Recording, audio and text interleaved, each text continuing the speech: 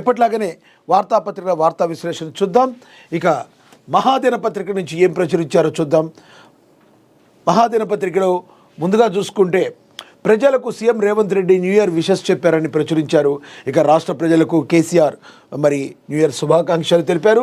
తెలంగాణ ఉద్యోగులకు good news అని pending బిల్లులు విడుదల చేస్తున్నట్టుగా 713 కోట్లు విడుదల చేస్తున్నట్లుగా భట్టి ఆదేశాలు జారీ చేశారు.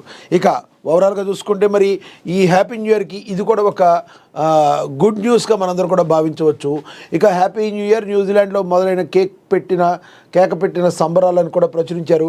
ఎందుకంటే మనకు తెలుసు ముందు న్యూజిలాండ్ ఆక్లాండ్లో అటు సైడ్ మనకి న్యూ ఇయర్కి సంబంధించి ఫస్ట్ అక్కడే మనకి ప్రారంభమవుతుంది, మనందరికీ తెలిసిన విషయమే.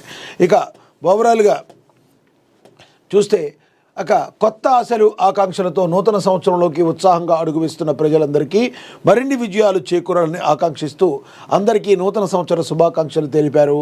మరి Kandi Srinivasa Reddy Adilabad Congress party assembly in charge, ఆయన కూడా మరి అందరికీ కూడా మరి తెలంగాణ రాష్ట్ర ప్రజలందరికీ కూడా మరి న్యూ ఇయర్ విషెస్ చెప్పడం జరిగింది, అది కూడా ప్రచురించారు. ఇక చూద్దాం. తెలంగాణ ఉద్యోగులకు గుడ్ న్యూస్, పెండింగుల బిల్లులు విడుదల, 713 కోట్ల విడుదలకు భట్టి ఆదేశాలు జారీ చేశారు. ప్రభుత్వ ఉద్యోగులకు రేవంత్ సర్కార్ గుడ్ న్యూస్ చెప్పింది. పెండింగ్ బిల్లుల్లో డిసెంబర్కు సంబంధించి 713 కోట్లు బుధవారం విడుదల చేసింది. ఉద్యోగ సంఘాలకు ప్రతి నెల 700 కోట్ల చొప్పున రిలీజ్ చేస్తామని గతంలో రాష్ట్ర ప్రభుత్వం హామీ ఇచ్చింది.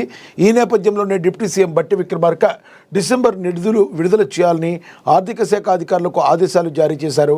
గత కొన్నాళ్లుగా ఉద్యోగులు గ్రాట్యుటీ, సరెండర్ లీవులు, జీపీఎఫ్ అడ్వాన్సులకు సంబంధించి పెండింగ్ బిల్లులు పేరుకుపోయాయి. ఇవి దాదాపుగా 10,000 కోట్లకు చేరాయి.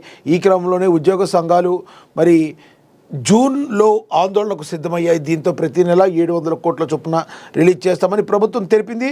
మొదటిసారిగా జూన్ నెలాఖరులోగా 183 కోట్లు రిలీజ్ చేసింది. అనంతరం ఆగస్టు నుంచి 700 కోట్ల చొప్పున రిలీజ్ చేస్తూ వస్తుంది.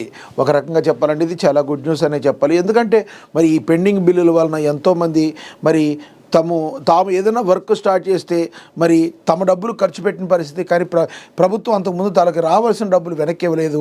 మరి ఈ రోజున మరి ప్రతి నెల దాదాపు 700 కోట్లు రిలీజ్ చేయటం అనేది మరి వాళ్ళ బకాయిలు తీర్చడం అనేది కూడా ఒక శుభ పరిణామంగా మరి మనం భావించాలి.